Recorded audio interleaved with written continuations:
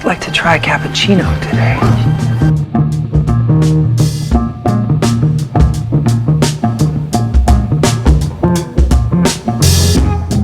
Today, in this new series of Knowing Your Coffee, we are going to take a deep dive into one of the most famous coffees, which is the cappuccino.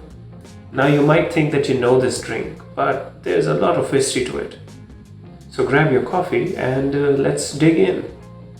The name cappuccino actually comes from the Capuchin monks, specifically their robes. Back in the 1500s, a monk named Matteo de Bascio, or de Bascio, I don't know if I'm pronouncing it correctly, was very much disheartened and took his disciples, so to speak, to form a new cult or to form a new order by the name of the Capuchin monks.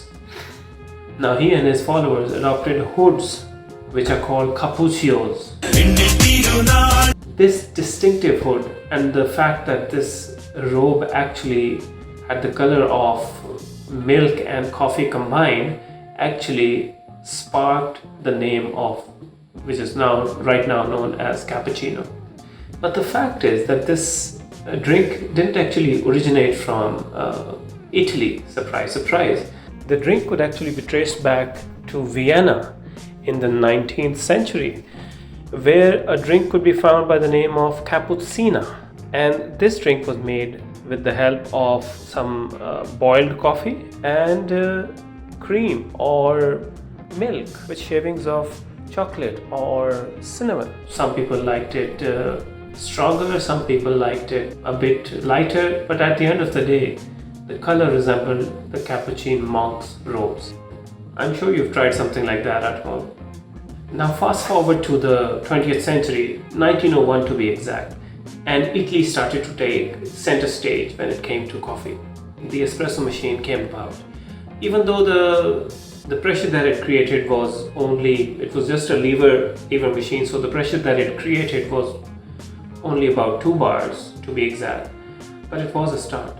And then in 1948, Gaggia revolutionized the coffee machine by introducing a coffee machine with 9 bar of pressure, which lo and behold we had crema, which completely changed the coffee industry for the better for the rest of our lives.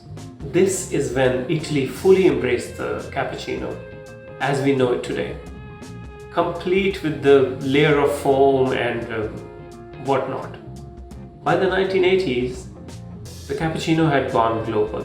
It had hit big time in the United States, and they started to put their own spin on this and started to make it into 16 ounces, which is basically almost 3 times of what it actually was supposed to be.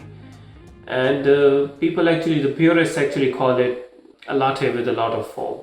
So you might wonder, how do you define a cappuccino? Traditionally, a cappuccino is supposed to have 1 ounce of espresso and equal amounts of milk and a lot of foam on top. You could simply say that this follows the rule of thirds. 1/3 espresso, 1/3 milk and a lot of foam on top, which is a little bit more than 1/3, but it's sort of roughly it's the same thing. And this is known as the traditional Italian cappuccino. So this has actually become a popular option in a lot of cafes, but at the end of the day, what matters is how you like it.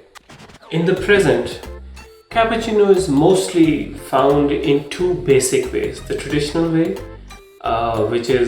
which follows the rule of thirds, and then there is the modern way of making a cappuccino, in which the milk is frothed in such a way that the foam is very intense. It's like a souffle. It's like extremely thick and a very, very, very micro foam sort of way.